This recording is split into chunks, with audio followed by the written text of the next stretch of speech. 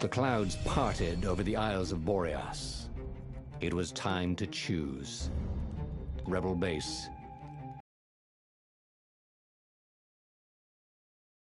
They needed a game changer. Pieces of the Skyripper had surfaced.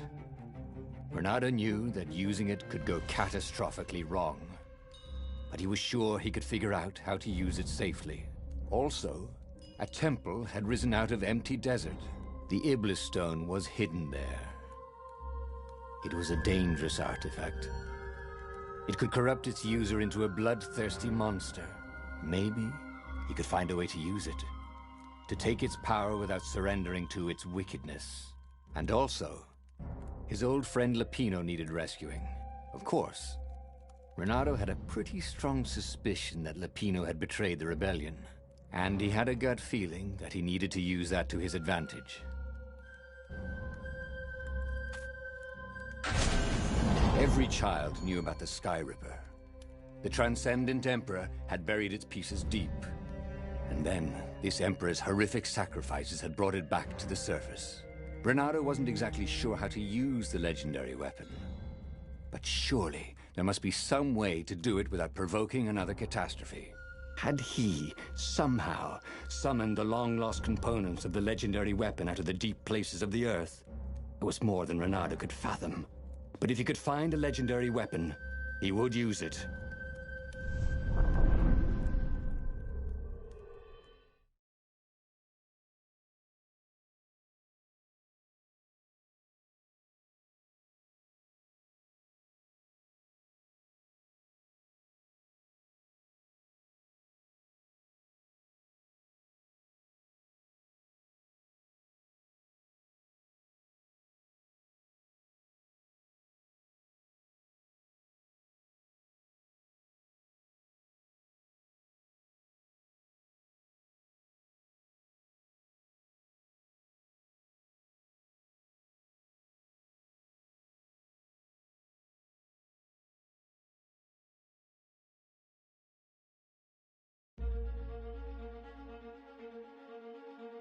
As he set foot on the island, Renato couldn't help feeling a bit curious. Was Lupino still waiting to be rescued? No. He was probably drinking champagne with the ravens. Did ravens drink champagne? Did rabbits? Renato felt oddly thirsty, come to think of it. Why had he chosen the Skyripper? Renato never made plans that required constant vigilance. He was a hero. He didn't think too much. He just went with his gut and hoped it all worked out. The Skyripper was a long shot. He'd have to devote himself to it. No side journeys, no rescuing old friends. That was against his nature. Could he stick with it?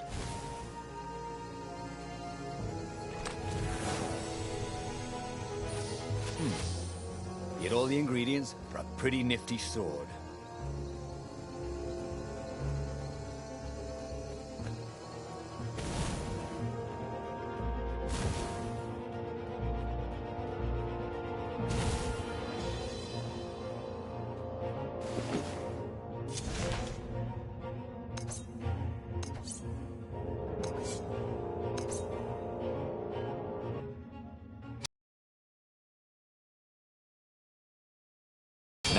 Slice the wings off a fly in the air. Not that he would. It's sort of mean, really.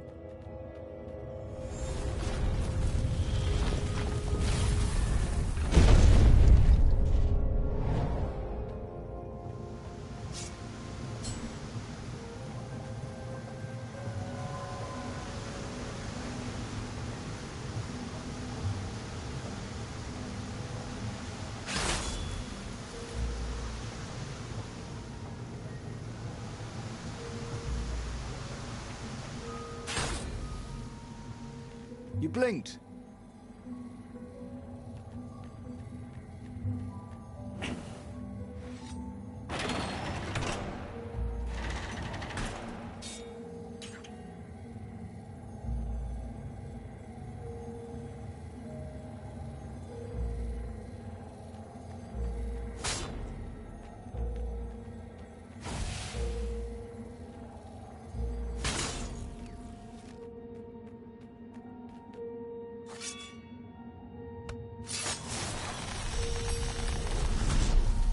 wonder what happens if I go that way.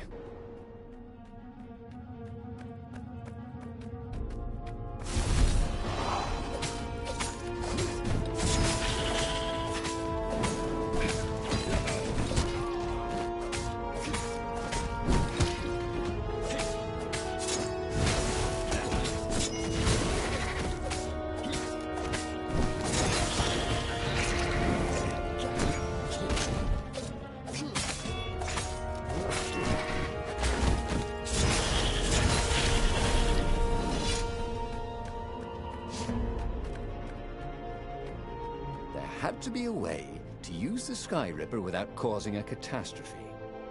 Why?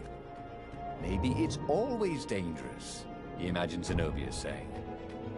Always the voice of reason, that one.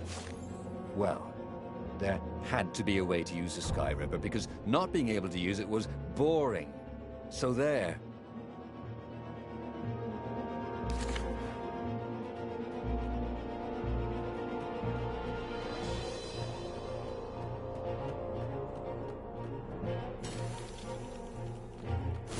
Is a very cool sword, thought Renara. No, seriously. He couldn't feel his paw anymore.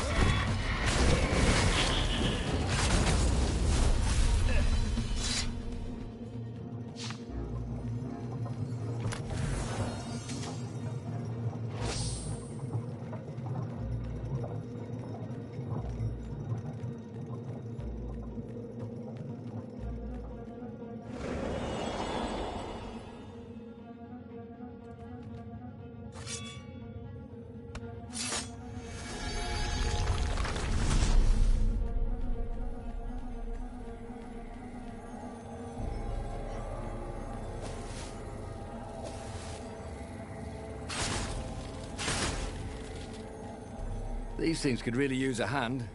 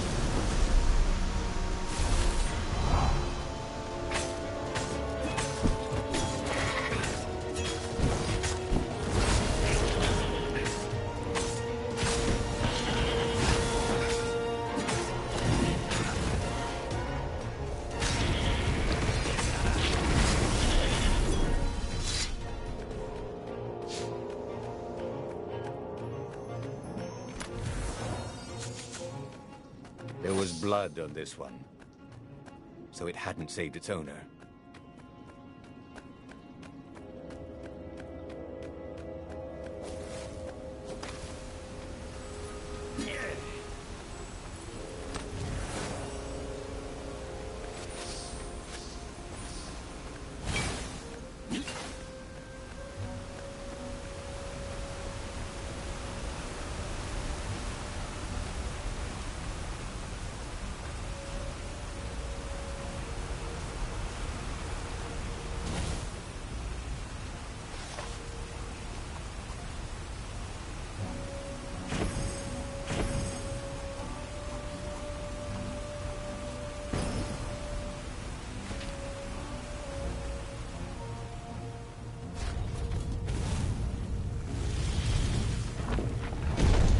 There it was.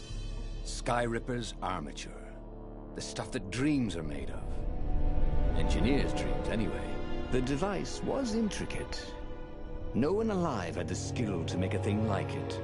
How was it part of a weapon at all? He'd have to ask a scientist. But first, he'd get the second piece. Skyripper had a heart. A core that had come to rest on the next island. Well, there was another island he could reach. Zenobia had just invaded it with her father's Raven battalions. She must be encamped there still. But fighting Zenobia now, that made no sense at all. He'd already sacrificed one friend to get this armature, was it? He didn't need to hurry to face her. She would find him. Renato asked himself why he changed course to confront Zenobia. He'd no idea. Sometimes he would just do things, and he could never figure out why he'd done them. Usually, they worked out. After all, he was a hero.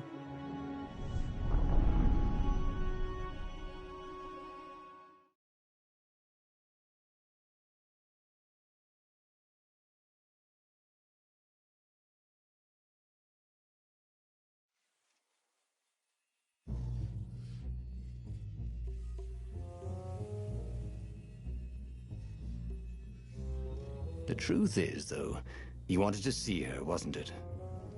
It had been a dozen years since Swordfu School. He'd followed every rumor about her, every scrap of news. Not that he still loved her. After all, she was his enemy. No, it was solely because, know your enemy. All right, maybe he should stop pretending. He knew exactly how she felt about him. But their love affair always ended with a tragic death.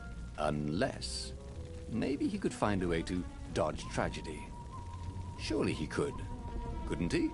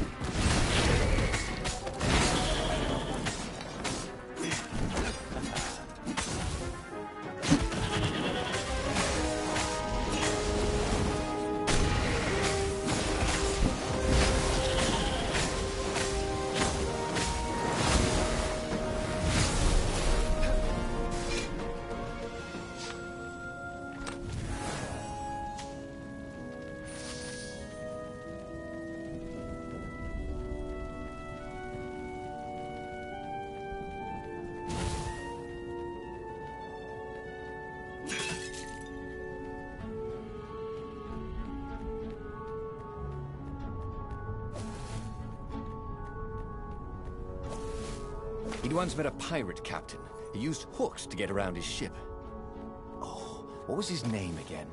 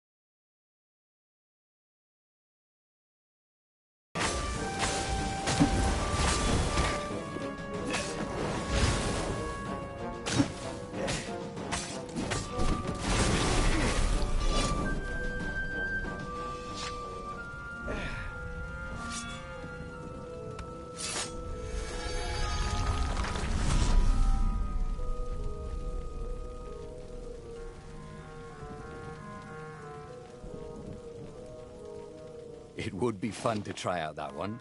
And here was a handy workbench.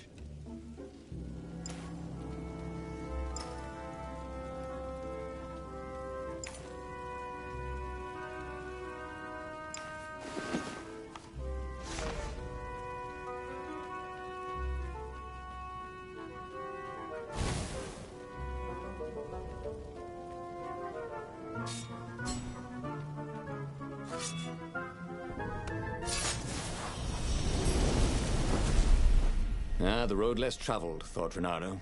How intriguing.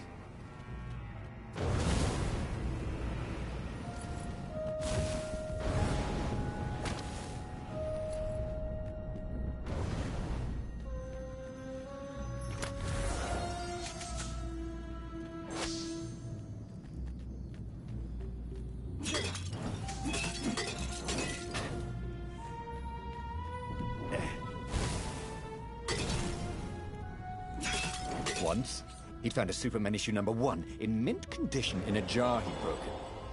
He planned to keep breaking things until he had the whole series.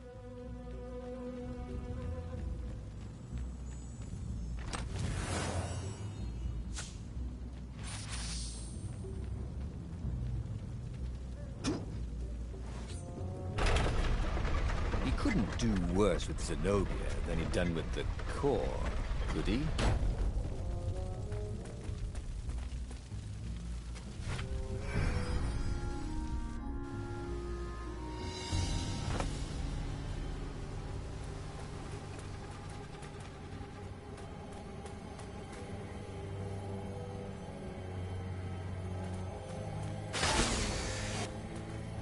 Boy, if looks could kill.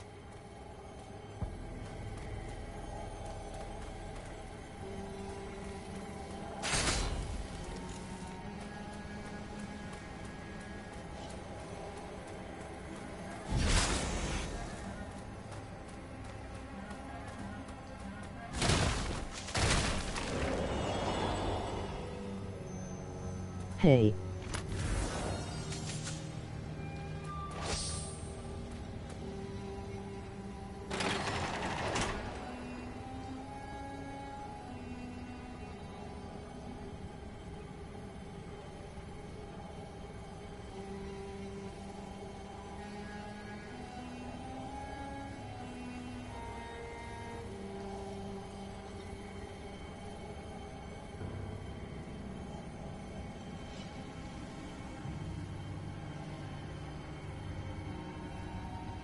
Hi.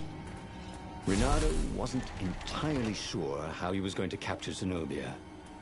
She'd be expecting him. And he didn't have Lapino to cook up a clever plan. Why was it again that he hadn't got the core? Maybe because the results tended to be disastrous. These streets were familiar.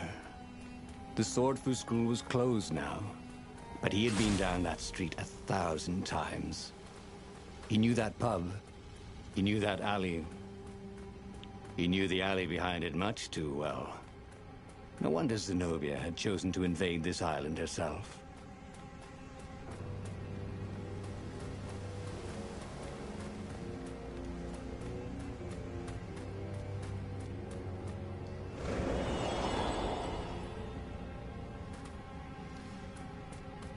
Open, says me.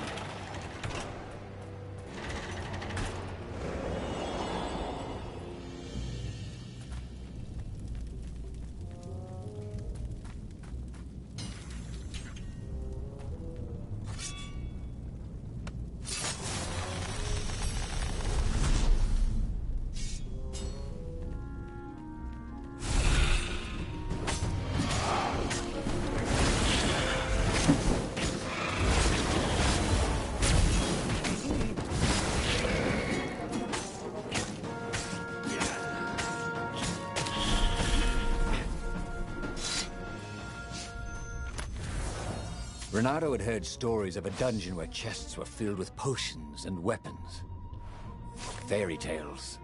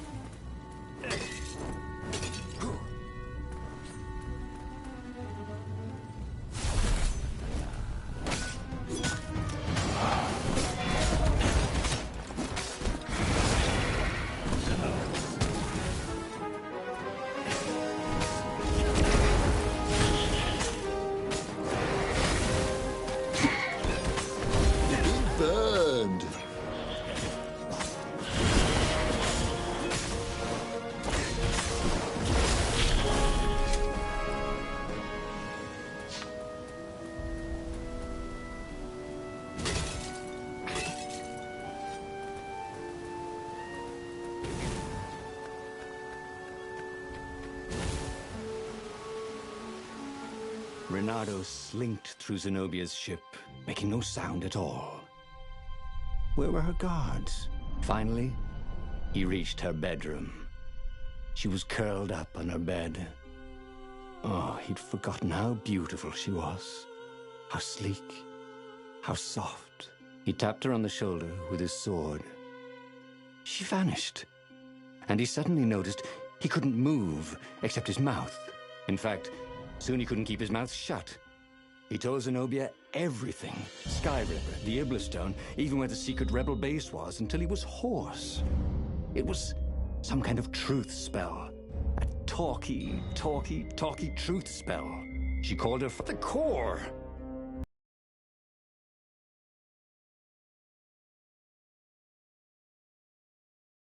Croaked the far speaker in something like His Majesty's croak. Because I missed you, darling. Reynardo grinned. He doesn't even know why, frowned Zenobia. That makes no sense. It's a trap, shouted the Emperor. I'll meet you at the outpost, and I'll bring my interrogators. If Reynardo came face to face with the Emperor, maybe he could assassinate him. But maybe it would be smarter and safer to turn Zenobia against her father.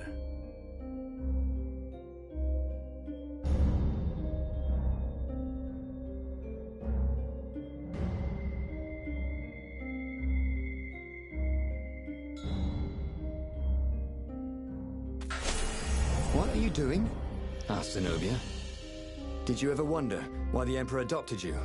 He asked her. She shook her head. He told her. His Majesty wanted to bring the lost gods back. They could make him an eater of souls, an immortal. But to seal his bargain with them, he needed a sacrifice. Someone who truly loved him. She was stunned. Furious. You're lying. Under a truth spell? It's a trick. You can't prove that. Take me to the observatory, and I will.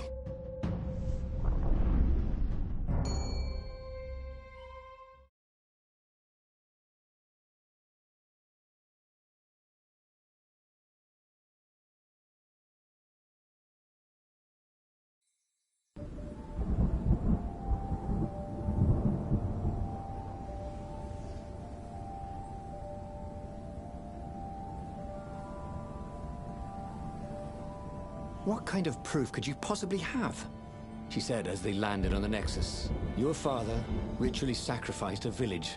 And he left witnesses? The scientists resurrected one. Well, it's not really alive, but it can talk. A true witness. She frowned. The dead can't lie. Well, I bet they could. They just don't have any reason to. She nodded grimly. You go on ahead. I don't want the Ravens to see me.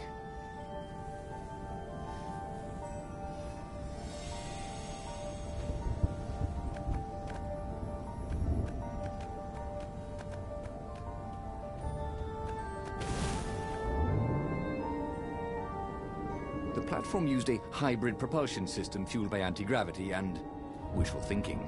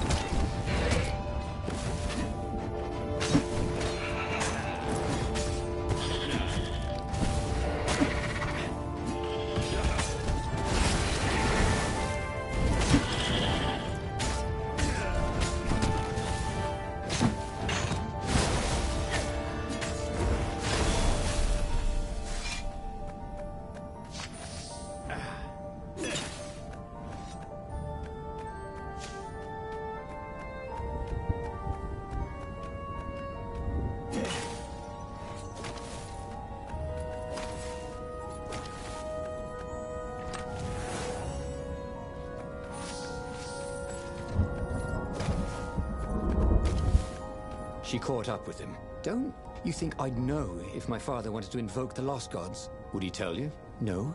Would you help him? No. I'd burn his books. Why'd he adopt a stray cat? You don't ask a thing like that. No, not when there's no good answer, she said, her whiskers twitching.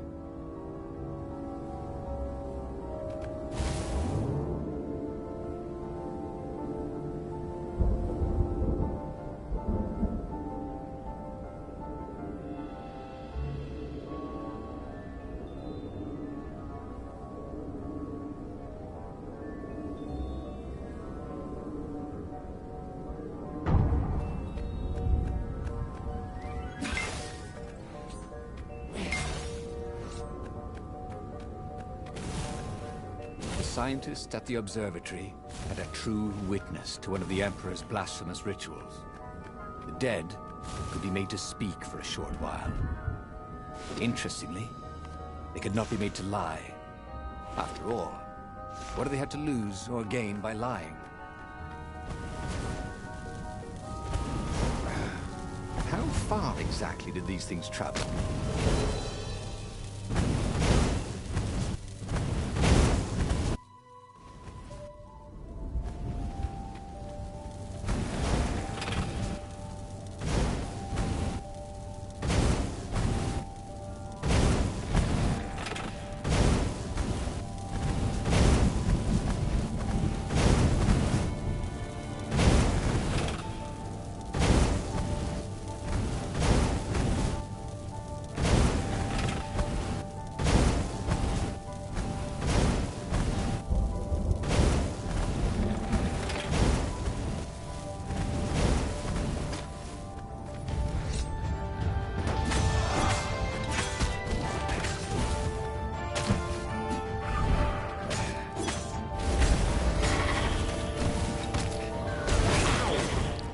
Renata hated warlocks. The way they could hurt you and you couldn't hurt them back.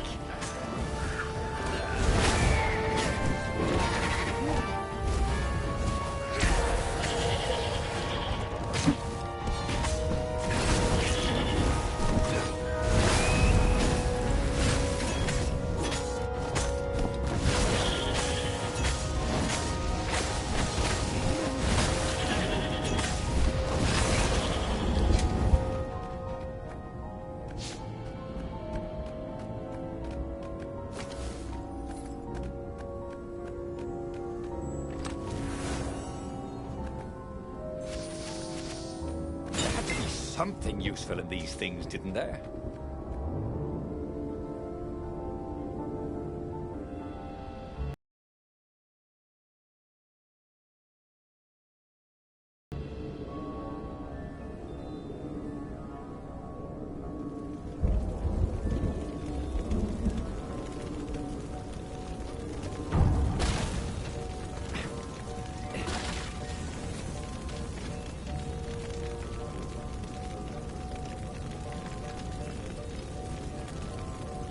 The observatory was a burning hulk. Dead scientists and black feathers everywhere. The Ravens had burned the reanimated witness to cinders. Renato was stunned. There goes my proof. These were scientists, not rebels, Zenobia said, upset. Why would he do this? I don't know. Let's go to the fleet and ask him. Yes. I'll meet you on the mountains. There's something I have to get first. But could he afford to meet her in the mountains? He'd given the Empire the location of the secret rebel base. They would need rescuing.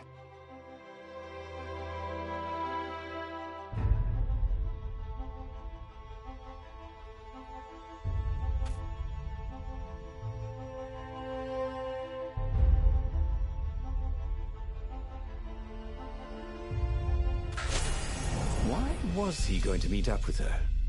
Wasn't it more important to rescue the Rebel Council from the almost certain Imperial attack? Why was he in this war anyway? Was it really to fight the good fight, or did he just want to see her again? One of these days, Renato thought, I should really figure out my motives before I pounce. Nah.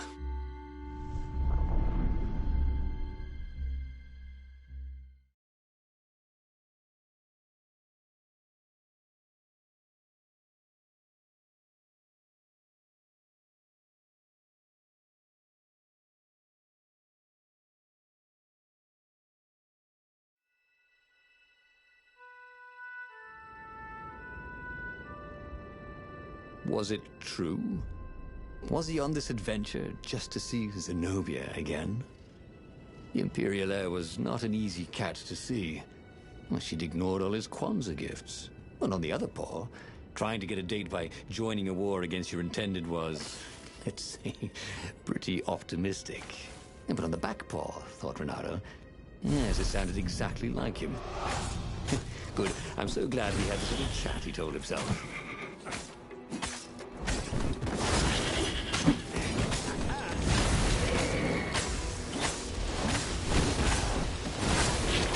Leave his sword around for hours.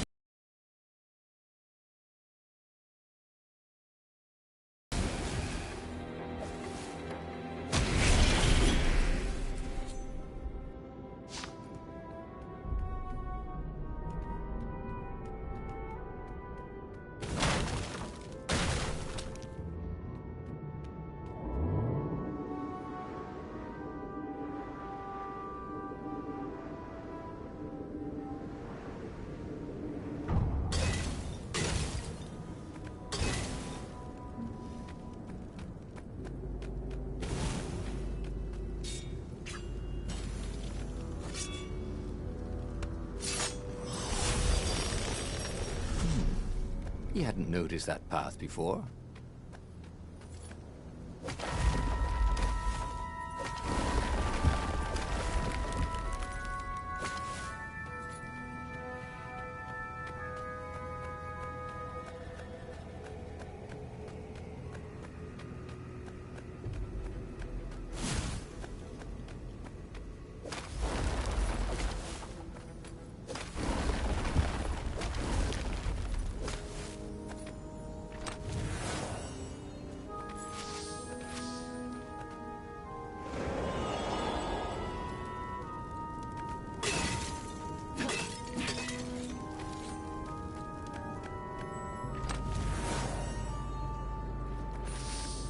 With materials like this, he could probably make a really nice pair of barbecue tongs. Or even a sword.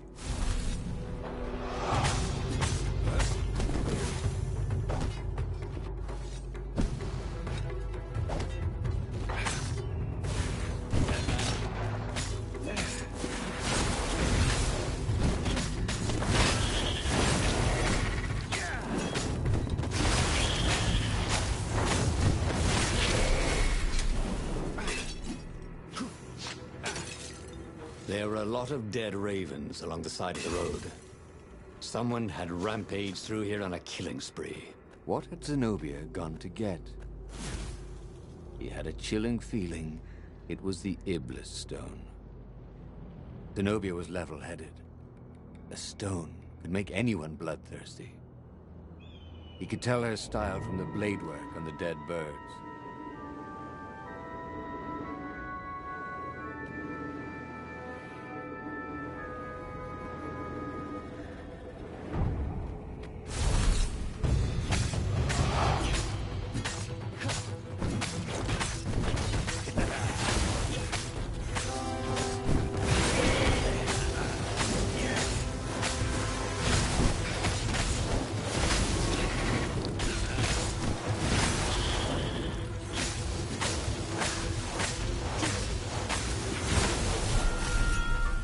Renato wondered if he could learn to cook this way. Probably not.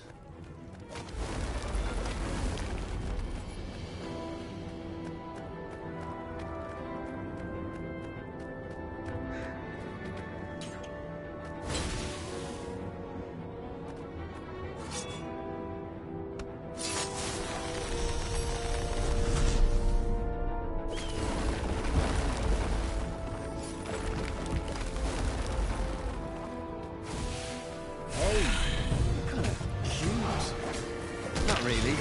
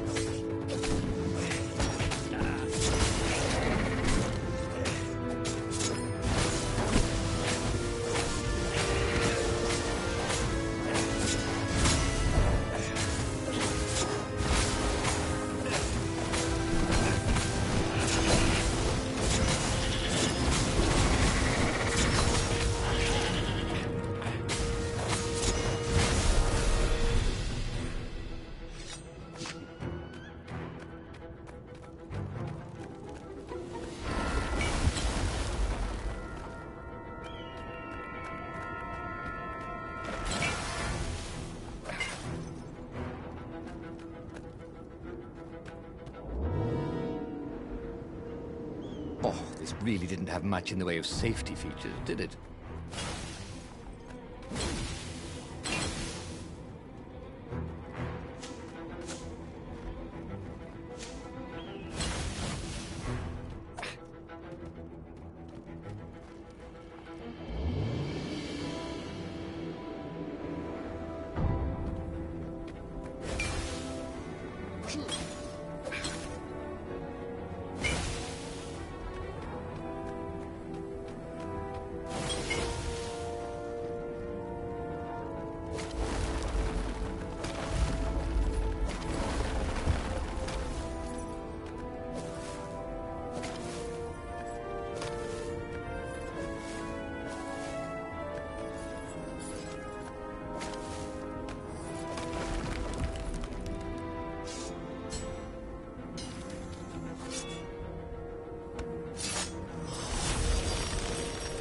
Maybe I should follow my nose, thought Reynardo.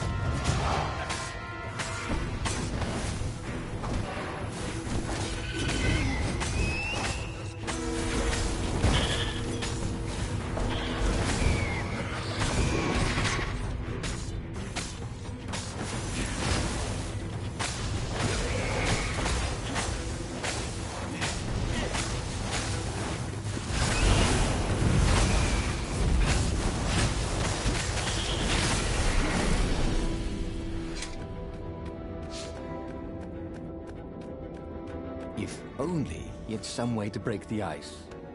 Or convince it he was a friend.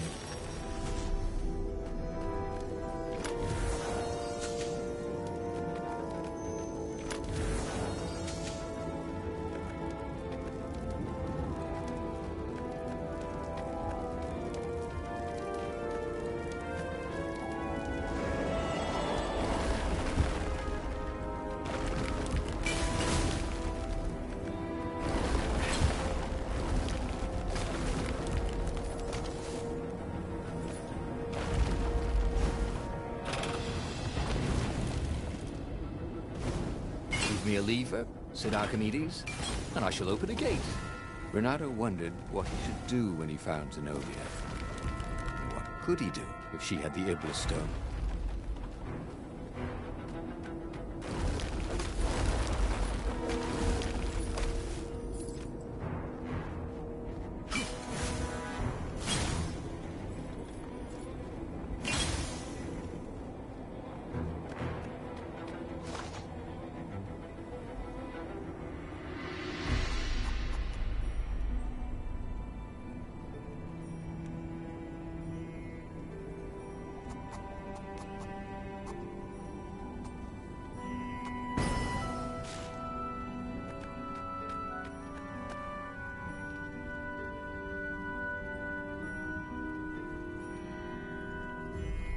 He reached the summit, expecting no one.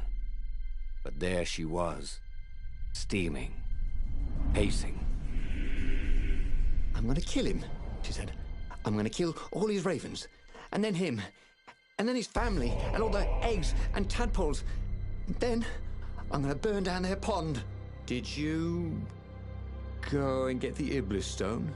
"Do you see all these ravens I killed? So much power." "Yeah. Great," Reynardo said. "You really want power from a demonic rock?" You want the stone, don't you?" Not really." "Good. I'd rather not have to kill you." He told her he loved her, that he wouldn't let the Iblastone take her, even if he had to die for it. Well, he planned to tell her. Now didn't seem like the right time. She'd probably cool off in a bit. So he let her get in her ship and fly off. He rushed back to the Farfarer and followed her, keeping a healthy distance. Zenobia's ship was just visible through the clouds ahead. How could he reason with her? But he had to. The rebels were down for the count. No wonder. He betrayed the location of their base and then he'd abandoned them.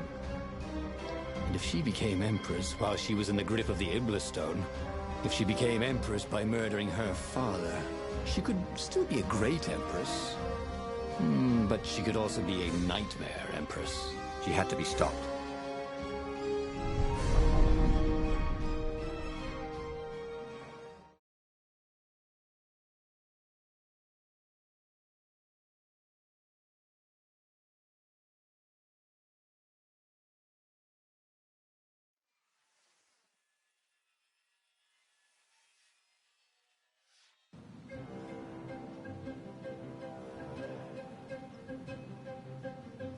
There were more dead ravens along his path, some of them wounded in the back. He knew she could have easily talked her way past them, or clouded the little tiny raven brains with a spell. She was going out of her way to kill everything in her path. This wasn't Zenobia, not as he knew her.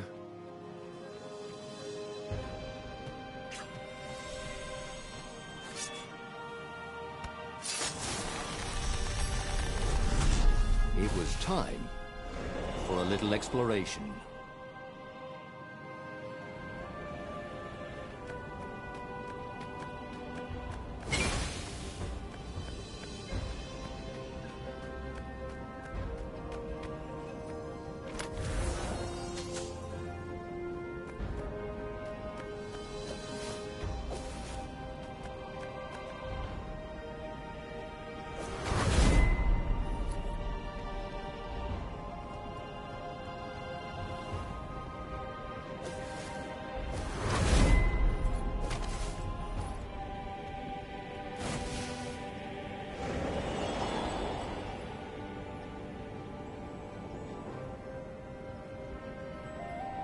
So, his beloved was possessed by the spirit of a demon. That's what it meant to be a hero. To brave the darkness in your loved one's soul. To have faith there was still good in her. To help her out of that darkness, no matter what the cost. But what? What could he do? She'd kill him if he tried to take the Iblastone from her.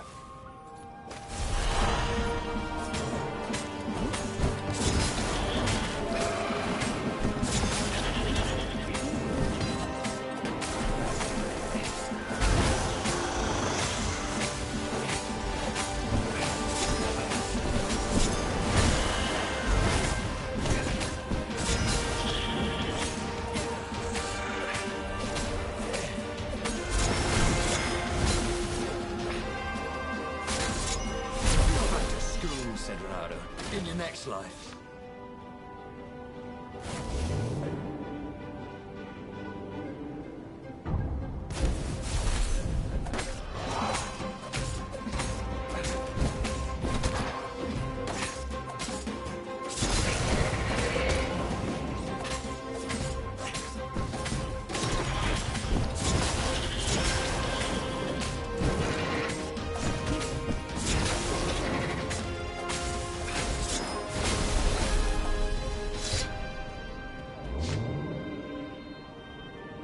A very clever engineer named Elon Muskratter got his start making floating platforms. Not many people knew that.